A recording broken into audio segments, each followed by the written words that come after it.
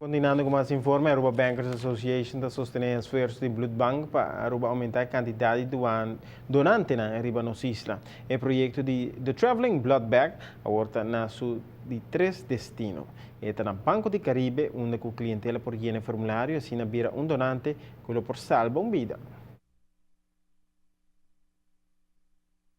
Agradecido com a cooperação. Então, nós queremos mencionar que o aporte de pessoas que estão registradas, nós também mais forte para ter o pool de donantes que nós mester.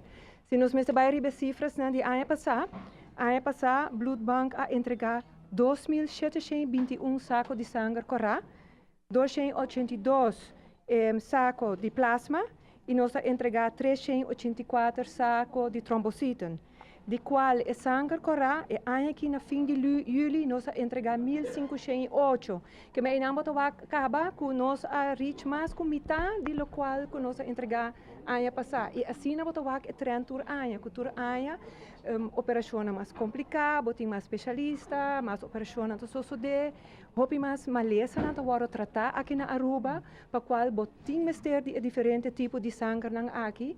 Dus nos donante nanta queda super importante para nos queda proveer e paciente nang aqui com sangue.